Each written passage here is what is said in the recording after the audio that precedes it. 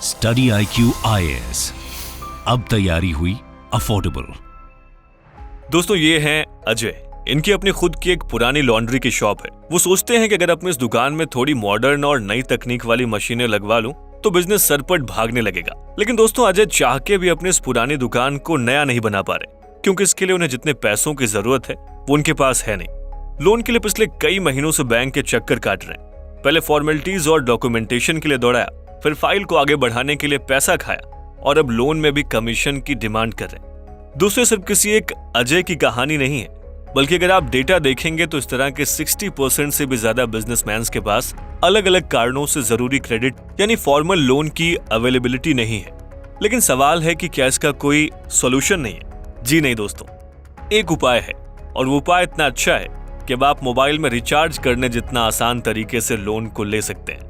और दोस्तों, इसे मुमकिन बनाया है ओकेन ने, जिसे open credit enablement network system के रूप में जाना जा रहा है। स्वागत है आप सभी का स्टडी IQ में। अनुराग पांडे नाम है हमारा, और आज के इस वीडियो में हम यही समझेंगे कि ओकेन क्या है, ये कैसे काम करता है, इंडिया में इसकी जरूरत कितनी है और क्यों इसे डिजिटल फाइनेंस के क्षेत्र में क्रांतिकारी कदम माना जा रहा है। दोस्तों, छोटे बिजनेसेस इंडियन इकोनॉमी की ग्रोथ में बहुत इंपॉर्टेंट रोल प्ले करते हैं। आप इसका अंदाजा इसी बात से लगा सकते हैं कि आज भारत की टोटल GDP का 30% से ज्यादा हिस्सा इसी स्मॉल एंड मीडियम बिजनेसेस पर डिपेंड करता है, जिसमें गली की छोटी दुकान या फिर चाय की टपरी से लेकर लोकल हार्डवेयर और मोबाइल की दुकान जैसे कई और भी बिजनेसेस शामिल हैं। और ये सेक्टर आज इंडिया में 120 मिलियन से भी ज्यादा लोगों को रोजगार प्रोवाइड कर रहा है। लेकिन समस्या ये है कि देश की GDP में इतने ह्यूज कंट्रीब्यूशन के बाद भी इस पर ज्यादा ध्यान नहीं दिया जाता। दिया भी जाता है तो प्रोसेस इतना कॉम्प्लेक्स होता है कि आम कारोबारी इसकी टेक्निकलिटीज में ही उलझा रहता है। और यही वजह है कि 60% से भी ज्यादा इंडियन MSMEs यानी कि इस तरह के स्मॉल बिजनेसेस के पास जरूरी क्रेडिट नहीं है, और इसके चलते बिजनेसमैन अपने बिजनेस को प्रॉपर तरीके से रन नहीं कर पाते हैं। दोस्तों, फोर्ब्स मैगजीन के एक आर्टिकल के मुताबिक इस सेक्टर में $250 बिलियन का क्रेडिट डिमांड पूरा नहीं हो पा रहा है, और इस डिमांड को पूरा करने के लिए इंडियन गवर्नमेंट ने डिजिटल क्रेडिट प्लेटफॉर्म लॉन्च किया है। इस प्लेटफॉर्म के जरिए इंडिया में क्रेडिट लेने और क्रेडिट देने के सिस्टम को बहुत ही आसान बनाने की कोशिश की गई है, जिसे ओकेन यानी कि open credit enablement network system कहा जा रहा है। आइए दोस्तों, सबसे पहले ये जान लेते हैं कि आखिर ये ओकेन है क्या। दोस्तों, ओकेन एक ऐसा ओपन नेटवर्क है जो एक सेट स्टैंडर्ड के बेसिस पर लोन लेने वाले यानी बोरोवर्स, लोन देने वाले यानी कि लेंडर्स और लोन बांटने वाले यानी क्रेडिट डिस्ट्रीब्यूटर के बीच क्रेडिट फ्लो को मैनेज करने का काम करता है। जुलाई 2020 में भारत सरकार द्वारा इसे लॉन्च किया गया था। भारत में इसे एक नॉन प्रॉफिटेबल थिंक टैंक यानी कि आईस्पिरिट के द्वारा तैयार किया गया है। दोस्तों, आईस्पिरिट वही ऑर्गेनाइजेशन है जिसने इससे पहले देश में आधार कार्ड और UPI जैसे डिजिटल इंफ्रास्ट्रक्चर को तैयार किया है, और इसे आज 1 बिलियन इंडियंस इस्तेमाल करते हैं। अपने इसी प्रीवियस सक्सेस को एक स्टेप आगे बढ़ाने के लिए ही इस ऑर्गेनाइजेशन ने ओकेन को तैयार किया है, जिससे इंडिया का क्रेडिट सिस्टम पूरी तरह से डेमोक्रेटाइज हो सकता है। अगर इसे और आसान भाषा में समझें तो एक ऐसा प्लेटफॉर्म होगा जो लेंडर्स और बोरोवर्स को एक साथ लाने और उनके बीच के कम्युनिकेशन गैप को खत्म करने के लिए एक API फ्रेमवर्क की तरह काम करेगा। दोस्तों, यहाँ पर आपको API फ्रेमवर्क के बारे में भी बताते चलें कि API को एप्लीकेशन प्रोग्रामिंग इंटरफेस के नाम से जाना जाता है। एक API बहुत सारे फंक्शन और प्रोसेस के डेटाबेस की तरह काम करता है, जिसकी मदद से एक ऐसा एप्लीकेशन डेवलप किया जाता है जो किसी दूसरे ऐप, सर्विस या फिर ऑपरेटिंग सिस्टम के डेटा और फंक्शन को एक्सेस कर सके। दोस्तों, देखा जाए तो API अपने आप में कोई डेटाबेस नहीं, बल्कि एक कोड होता है जो सर्वर के एक्सेस पॉइंट्स को डिटरमाइन करता है, और ओकेन भी एक ऐसा ही API फ्रेमवर्क होगा। आगे बढ़े आइए उससे पहले जान लेते हैं कि ओकेन काम कैसे करेगा। दोस्तों, जैसा कि हमने आपको पहले ही बताया कि ओकेन कोई प्रोडक्ट या फिर सर्विस नहीं है, बल्कि एक API फ्रेमवर्क है जो लेंडर्स और बोरोवर्स को एक सेट स्टैंडर्ड पर कम्युनिकेट करने में मदद करेगा। आप इस पिक्चर को गौर से देखें तो इसमें दिखाया गया है कि ओकेन किस लेवल पर इस्तेमाल होगा। दोस्तों, इसमें सबसे पहले लोन देने वाले बैंक्स यानी कि लेंडर्स होंगे जो ओकेन से कनेक्ट होंगे। ओकेन इन लेंडर्स को लोन सर्विस प्रोवाइड करने वाले ऐप से जोड़ेगा, और ये ऐप्स कस्टमर्स को लोन प्रोवाइड कराएंगे। दोस्तों, इस तरह से देखा जाए तो ओकेन फ्रेमवर्क में 3 मेन मार्केट पार्टिसिपेंट्स हिस्सा लेंगे। एक जो उधार लेगा, दूसरा जो उधार देगा, और तीसरा जो लोन सर्विस को अपने ऐप या फिर इंटरनेट स्पेस पर अवेलेबल कराएगा। और इसे इस तरह से लोन लेने वाले कस्टमर्स के एजेंट के तौर पर भी देखा जा सकता है। दोस्तों इस प्रोसेस में जो लेंडर होगा वो बड़ी ही आसानी से लोन सर्विस प्रोवाइडर की मदद से कस्टमर का डेटा यानी कि आइडेंटिफिकेशन कर पाएगा, जिसके लिए ओकेन लोन सर्विस प्रोवाइडर को कस्टमर का रिक्वायर्ड डेटा शेयर करेगा, जो कि ओकेन के पास आधार कार्ड और ई-केवाईसी की मदद से पहले से ही मौजूद रहेगा। इसके बाद कस्टमर्स को लोन ऑफर किया जाएगा और जब ये लोन ऑफर एक्सेप्ट हो जाएगा तब कस्टमर के द्वारा डॉक्यूमेंट्स पर ई साइन करवाया जाएगा, जिसके बाद लोन लेने वाला कस्टमर बड़ी ही आसानी से लोन को रीपे करने के लिए अपने हिसाब से डेट शेड्यूल कर सकता है। साथ ही उसे अपने बैंक अकाउंट से जोड़कर ऑटो डेबिट का ऑप्शन भी सेलेक्ट कर सकता है, या फिर दोस्तों लोन प्रोवाइड करने वाले ऐप लेंडर से डायरेक्ट पेमेंट का लिंक लेकर कस्टमर्स को प्रोवाइड कर सकते हैं, जिससे वो आसानी से पेमेंट कर सके।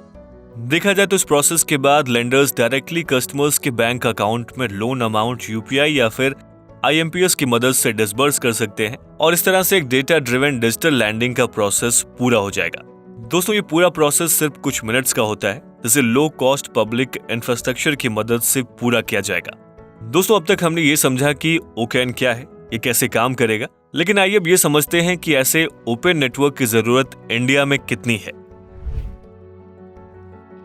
दोस्तों भारत में लोन लेना और लेंडर्स के द्वारा लोन प्रोवाइड करना, ये दोनों ही कॉम्प्लेक्स डॉक्यूमेंटेशन और रिस्क से होकर गुजरने वाला प्रोसेस होता है, जिसमें कंज्यूमर को बैंक इंटरेस्ट रेट और क्रेडिट कार्ड्स की फीस से डर लगता है, तो ये बैंक और क्रेडिट कार्ड प्रोवाइड करने वाली कंपनीज कस्टमर्स के लो क्रेडिट स्कोर की वजह से लोन देने से हिचकिचाती हैं। और दोस्तों यही वजह है कि आज इंडिया में जितनी क्रेडिट की डिमांड है वो लार्ज पॉपुलेशन के स्केल पर पूरी नहीं हो पा रही। यदि क्रेडिट कार्ड का एग्जांपल लें तो बीते कुछ सालों में क्रेडिट कार्ड की इंडस्ट्री ने मैसिव ग्रोथ हासिल की है, लेकिन दोस्तों आपको ये जानकर हैरानी होगी कि इतनी बड़ी इंडियन पॉपुलेशन में आज सिर्फ 3% लोगों के पास ही क्रेडिट कार्ड्स मौजूद है और ये लोग भी मेनली देश के टायर 1 शहरों से ही बिलोंग करते हैं। दोस्तों इस एग्जांपल से आप समझ सकते हैं कि इंडिया में कितना बड़ा क्रेडिट डिमांड गैप है और इसे फुलफिल करने के लिए इंडिया में ओकेन की सख्त जरूरत है। दोस्तों अगर ओकेन से पहले ट्रेडिशनल फाइनेंस सेक्टर की दिक्कतों पर नजर डालें तो सबसे पहले एक ट्रस्ट वर्दी कस्टमर को पहचानना ही बड़ा चैलेंज होता है। उसके बाद उसे क्रेडिट देने में जो कस्टमर एक्विजिशन का खर्च आता है वो काफी ज्यादा होता है। यदि कोई कस्टमर किसी बैंक से लोन लेने जाता है तो उसमें एक लंबा और मैनुअल प्रोसेस इन्वॉल्व रहता है, जिससे ज्यादा लोन मिलने में बहुत ज्यादा समय लग जाता है। और दोस्तों इन सब दिक्कतों को एक्नॉलेज करने के लिए ही ओकेन जैसे एक डिजिटल फ्रेमवर्क की जरूरत इंडिया के फाइनेंस सेक्टर में नजर आती है। लेकिन ये देश की इकोनॉमिक ग्रोथ और फाइनेंशियल रेवोल्यूशन के लिए कैसे जिम्मेदार होगा, आइए अब इसे भी समझ लेते हैं। दोस्तों किसी भी देश की इकोनॉमी या उसके फाइनेंस सेक्टर के अच्छे ग्रोथ के लिए जरूरी ये होता है कि मार्केट में मनी सर्कुलेशन प्रॉपर तरीके से होता रहे। आप इमेजिन कीजिए कोई एक ऐसा मार्केट हो जहां पर लाखों कस्टमर्स हो और हजारों सप्लायर्स। अब अगर किसी कस्टमर को अपनी डिमांड को फुलफिल करने के लिए कोई प्रोडक्ट या सर्विस परचेज करना है तो उसे इंस्टेंट मनी की जरूरत होगी। साथ ही साथ सप्लायर्स के पास प्रोडक्ट्स और सर्विसेज की अवेलेबिलिटी को मेंटेन करने के लिए कैपिटल की जरूरत होगी। अब आप जरा सोचिए, अगर इनमें से दोनों के पास मनी या कैपिटल नहीं होगा तो मार्केट चाहे जितना भी बड़ा क्यों ना हो उससे इकोनॉमिक ग्रोथ नहीं हो सकता। और दोस्तों देखा जाए तो ऐसा ही कुछ अब तक इंडियन मार्केट में होता है। लेकिन अब ओकेन के आ जाने के बाद बहुत से लोन सर्विस प्रोवाइडर एक तरफ जहां कस्टमर्स को कुछ ही मिनट्स में क्रेडिट प्रोवाइड करवाएंगे, वहीं सप्लायर्स को भी आसानी से वर्किंग कैपिटल के लिए लोन मिल जाएगा, जिससे कस्टमर के पास पैसे की मौजूदगी रहेगी और सप्लायर्स के पास प्रोडक्ट्स और सर्विसेज की। दोस्तों इस तरह से देखा जाए तो सिचुएशन में एक हेल्दी मार्केट प्लेस का निर्माण होगा जो देश की इकोनॉमिक ग्रोथ के लिए बहुत जरूरी है। साथ ही जो लोन सर्विस प्रोवाइडर होंगे वो लोन ओरिजिनेशन फीस से रेवेन्यू कलेक्ट कर लेंगे और इस तरह से जो लोन और क्रेडिट की डिमांड छोटे और मीडियम बिजनेसेस में बढ़ रही है वो बड़ी आसानी से पूरी हो सकेगी और हमारे एमएसएमईज के टोटल ग्रोथ में भी बढ़ोतरी होगी। दोस्तों फिलहाल ओकेन का इस्तेमाल कई सारे पायलट प्रोजेक्ट्स में किया जा रहा है, लेकिन ऐसा कहा जा रहा है कि जब ये पूरी तरह से देश में शुरू हो जाएगा तो भारत के $380 बिलियन तक के क्रेडिट डिमांड को पूरा कर सकता है। दोस्तों इस भविष्यवाणी में पॉजिटिव इंट्यूशंस इसलिए भी नजर आ रहे हैं क्योंकि एस्पिरेट ने जिस तरह से यूपीआई की मदद से डिजिटल पेमेंट और ओएनडीसी की मदद से ई कॉमर्स को रेवोल्यूशनाइज किया है, वो ओकेन के लिए अपने एम तक पहुंचने का एक प्रीसेट वे हो सकता है। दोस्तों इस तरह से देखें तो ओवरऑल ओकेन इंडियन मार्केट में क्रेडिट लैंडस्केप को रीशेप करने वाला एक एम्बिशियस अटेम्प्ट है, जिसे अगर प्रॉपरली इंप्लीमेंट किया गया तो ये भारत में एमएसएमई लैंडिंग की दिशा और दशा दोनों को बदल सकता है। हम ऐसा इसलिए कह रहे हैं क्योंकि इसके शुरू होने के साथ ही इंडिया के बड़े क्रेडिट गैप को पूरा किया जा सकता है, जिसके लिए पब्लिक और प्राइवेट सेक्टर के एक्टिव पार्टिसिपेशन की जरूरत होगी। दोस्तों, आने वाले सालों में सरकार का यही लक्ष्य है कि वो ओकेन की मदद से न सिर्फ हजारों बल्कि लाखों छोटे बड़े बिजनेसेस को एसेंशियल ग्रोथ प्रोवाइड करा सके, और इसीलिए ओकेन इंडियन इकोनॉमी के लिए भी एक ब्रॉड गेम चेंजर साबित होने वाला है। दोस्तों, कैसी लगी आपको हमारी ये वीडियो? इसके बारे में हम इस वीडियो के कमेंट बॉक्स में जरूर लिखें। साथ ही ओकेन पर आपकी राय क्या है, इसके बारे में भी हमें बताना ना भूलें। स्टडी IQ IAS, अब तैयारी हुई अफोर्डेबल।